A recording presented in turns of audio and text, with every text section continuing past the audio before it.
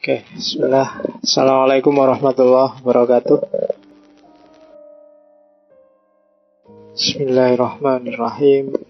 Alhamdulillahirabbil alamin. Assalatu wassalamu ala habibina wa syafi'ina asyrafil anbiya'i wal mursalin Sayyidina wa maulana Muhammadin wa ala alihi wa ashabihi ajma'in. Amma ba'du. Bismillah. Kita lanjutkan ngaji kita. Malam hari ini kita masih di India. Minggu lalu sudah ketemu Hinduisme. Kita ngincipi sebentar, nyemil sedikit Hinduisme. Malam ini cemilannya ganti Buddhisme. Jadi cemilan ya, bukan makan besar. Karena kita cuplik dikit-dikit, kita lihat skema besar filsafat Buddhisme, dan semoga ada sesuatu yang bisa kita ambil. Jadi visinya itu. Kalau benar-benar tertarik Buddhisme ya monggo dibaca sendiri. Jadi saya tidak akan ngomong sejarah agama Buddha, saya tidak akan ngomong Theravada, Hinayana, Mahayana, enggak. Saya cuma masuk ke beberapa isu yang mungkin inspiring, bisa menginspirasi kita. Karena seperti saya jelaskan di awal-awal ngaji kita, ini kan semacam perjalanan menjumputi hikmah yang terserak di mana-mana di pikiran banyak sekali filosof, termasuk dalam Buddhisme. Bahkan ada yang bilang, banyak kajian yang membahas jangan-jangan Buddhisme itu bukan agama, tapi sistem kefilsafatan tertentu. Cuma sebagaimana Hindu, yang orangnya tidak pusing dia disebut agama Hindu meskipun hakikatnya agama Weda, Buddhisme juga begitu. Mereka tidak terlalu pusing kalau disebut bukan agama. Banyak yang menyebut dia non-teis atau bahkan ateis. Dianggap tidak punya Tuhan. Cuma dia tidak pusing dengan semua itu. Karena memang basis filsafatnya sendiri nyuruh tidak pusing. Jadi dasar berpikirnya sendiri nyuruh ngapain pusing-pusing dengan nama, ngapain pusing-pusing dengan identitas. Toh semuanya ilusif sifatnya. Semuanya maya, bikinan, permainan pikiran. Oke. Orang kenal Buddha biasanya langsung nyambungnya ke founding father-nya, Siddhartha Gautama. Yang tertarik sejarahnya ya boleh dibaca riwayatnya. Yang paling enak itu yang tulisannya Hermann Hesse itu, yang judulnya Buddha. Itu agak inspiring cara dia mengemasnya. Ada beberapa tokoh spiritual juga yang nulis riwayatnya Buddhisme. Kalau ada seorang tokoh reformer India namanya Abul Kalam Azad. Bagi Abul Kalam Azad, Siddhartha Gautama itu nabi. Kalau dalam Islam, dia adalah Nabi Zulkifli. Kenapa disebut Nabi Zulkifli? Alasannya Abul Kalam Azad, Zulkifli itu bukan nama, tapi menunjuk tempat, kifl atau kafil. Dan itu sebenarnya menunjuk nama tempat kelahirannya Siddhartha, yaitu Kapilawastu. Ya, jadi alasan yang pertama itu. Alasan kedua, Buddha ini mengalami pencerahan di sebuah pohon yang kita kenal namanya pohon Bodhi. Pohon Bodhi ini kalau dalam bahasa Arab, kalau di Indonesia mungkin biasanya diterjemahkan pohon ara. Kalau di bahasa Arab namanya pohon tin. Dan dalam Al-Quran kan disebut itu kan 4 Nabi Ulul Azmi dengan simbolnya masing-masing. Wattini, wazaitun, waturi sinin, wa hadzal baladil amin. Baladul amin itu Mekah, Zaitun itu Yerusalem, Nabi Isa. Ini wa Zaitun, wa Turi Sinin itu Bukit Sinainya Nabi Musa. Dan yang kata paling awal Watin itu sebenarnya merujuk pada pohon Bodhi miliknya Nabi Zulkifli. Nah, itu argumen-argumennya Abul Kalam Azad. Panjang sebenarnya, silahkan dicari. Kenapa kok Abul Kalam Azad? Karena di antara nabi-nabi, Nabi Zulkifli ini yang oleh Al-Quran riwayatnya disebut sangat minimal. Jadi kita harus meraba-raba siapa beliau ini. Oke, ya yang tertarik monggo dibaca sendiri. Karena isu-isu kayak gini kan agak sensitif. Yang Buddha juga sensitif, yang Islam juga sensitif. Nanti orang Buddha kan juga mesti marah-marah juga kan. Wow, wong Islami kabeh dipek. Nek ana sing apik-apik dipek kabeh. Iya. Sing Islam juga gitu, ndak terima masa Buddha itu kan kafir, enggak punya Tuhan. Masa Islam kan gitu terusan. Ya wis lah, sing waras ngalah sekarang kita cari. Ada hikmah apa dari tokoh kita Siddhartha Gautama. Bismillah. Ya, seperti saya jelaskan di awal kita ngomong India, bahwa Buddhisme itu sebenarnya gayanya masih agama Weda, cuma yang non-mainstream. Ya kan? Yang melawan arus, yang heterodok, bukan yang ortodok. Jadi banyak ajaran-ajaran Buddhisme itu sebenarnya melanjutkan atau meneruskan, menyetujui beberapa ajaran-ajarannya Hinduisme. Dengan modifikasi tertentu, meskipun juga ada beberapa yang ditolak. Yang sangat jelas ditolak, yang pertama adalah itu, otoritas teks-teks Weda. Kalau orang Hindu kan Weda itu primer, Qurannya tidak boleh diotak-atik, luar biasa. Tapi kalau di Buddha tidak. Weda itu, kitab suci itu hanya petunjuk, pedoman. Dan itu tidak sangat penting. Yang lebih vital adalah perjalanan, bukan kitab sucinya. Tidak ada gunanya kitab suci luar biasa diagung-agungkan, diunggul-unggulkan, tapi tidak fungsional. Jadi kitab suci itu peta. Nggak ada gunanya kamu ngerti peta kalau nggak pernah ke sana. Kalau nggak pernah kamu tempuh perjalanannya. Dan Buddhisme itu semacam menggeser orientasi itu. Dari orientasi grafis, orientasi selalu ke kitab suci, ke orientasi pengalaman. Alami langsung. Nggak usah ribut sholat hukumnya apa, mana yang madhab A, madhab B, tapi sholatlah. Jalani aja. Nanti kamu akan dapat sesuatu sendiri dari perjalananmu. Nah, itu gugatan pertama Buddhisme pada Hinduisme. Ya mungkin agak nyindir kita lah. Islam itu kan sangat kuat di tradisi grafisnya. Boleh, tidak apa-apa. Cuma jangan berhenti di situ.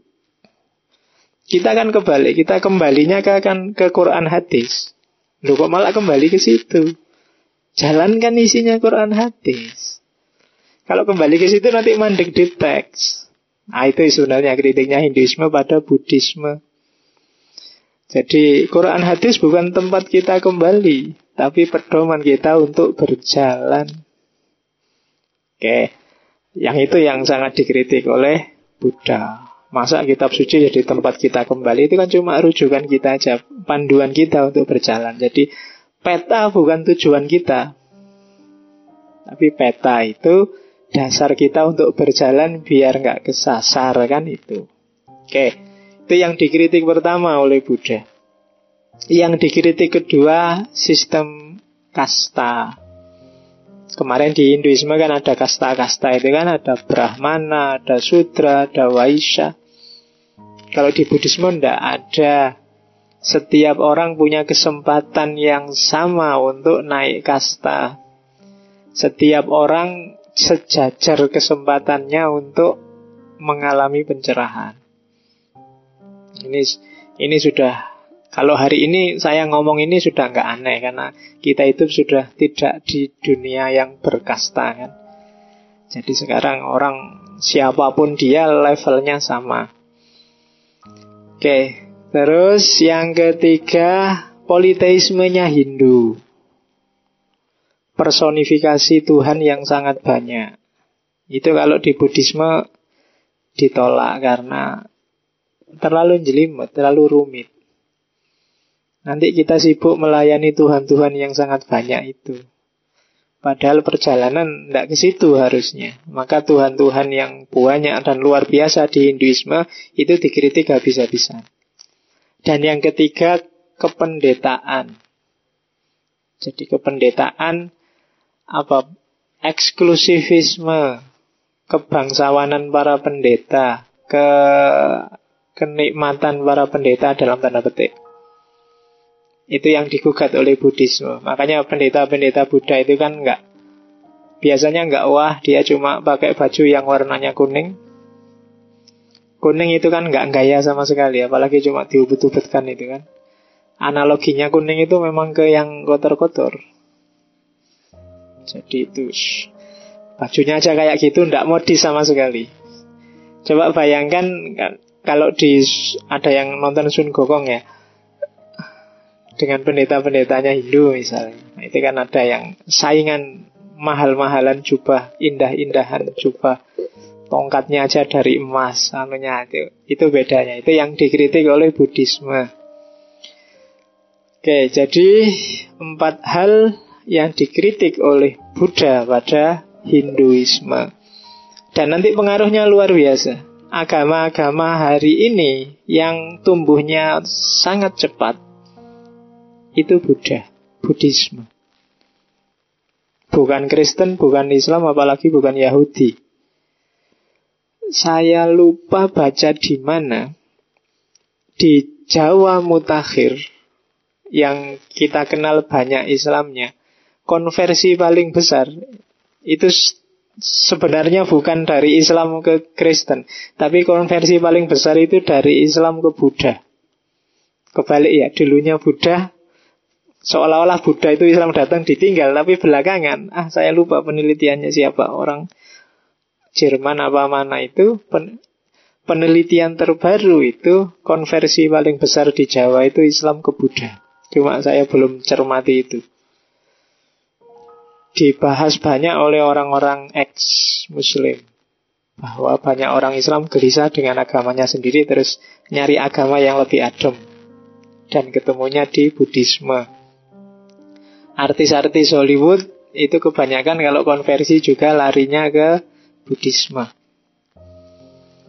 Jadi kalau pakai kategori Cina, yin sama yang, Buddhisme ini agama yang coraknya yin, ke dalam, dingin. Kalau agama yang coraknya yang kan paling Islam, Kristen, Yahudi. Ini agama yang sangat agresif tiga-tiganya. Tapi kalau yang Cina kemarin yang itu kan yang Konfusianisme, sementara yang tahu cenderung yin. Jadi agak orientasinya ke dalam, tidak keluar, tidak mission, tidak dakwah. Yang orientasi keluar, yang itu kan agama besar seperti Islam, Kristen, dan Yahudi. Termasuk sempalan-sempalan, apa saya menyebutnya, kelanjutan-kelanjutan Buddhisme dengan identitas yang berbeda. Nanti ada tokoh besar di India namanya Jayawarman. Jayawarman ini anak raja di India, salah satunya kerajaannya namanya Kerajaan Pallava. Nanti Kerajaan Pallava itu yang beberapa tokohnya ada yang migrasi ke Indonesia. Dan Jayawarman ini di antara sepupunya nanti yang mendirikan dinasti di Sriwijaya. Jayawarman ini kisahnya persis kayak Siddhartha Gautama. Dia gelisah dengan kehidupannya di kerajaan. Saudara-saudaranya yang saling bunuh, rebutan jadi raja. Terus dia keluar dari kerajaan dan jadi pendeta Buddhisme besar. Nanti di Cina dia dikenal dengan nama Bodhidharma. Orang inilah nanti yang menyebarkan ajaran-ajaran Buddhisme versi dia sesuai tafsirannya dia sendiri. Yang di Jepang dikenal sebagai Zen, nanti di Cina dikenal sebagai Chan. Nanti cari buku-buku yang judulnya CHAN, itu kan Chan. Bahasa Indianya sebenarnya Dhyana. Bahasa Arabnya adalah Din, jalan, agama. Dan itu yang disebarkan oleh Bodhidharma. Nanti kisah-kisahnya banyak. Makanya orang Cina ketika bingung memahami rumusan agama-agama baru termasuk Zen, termasuk Chan ini, terus nyari petunjuk, disuruh jalan ke barat, ke India. Nah, terus lahirlah cerita Sun Gokong itu, untuk ngambil kitab suci yang ada di sana.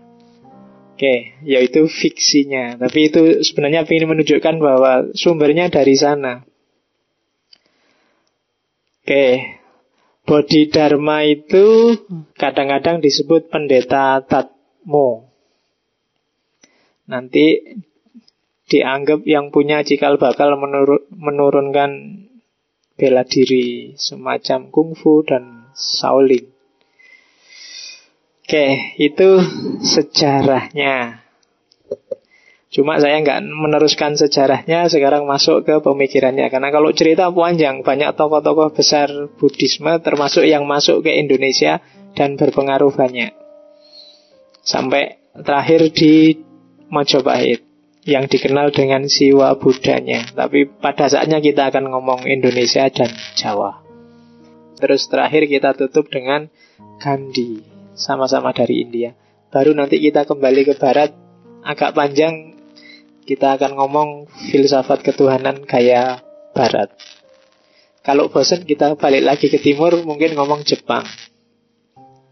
Dari Jepang ke Barat lagi, ke timur lagi. Pokoknya tak bolak-balik gitu biar kamu nggak fanatik pada madhab manapun.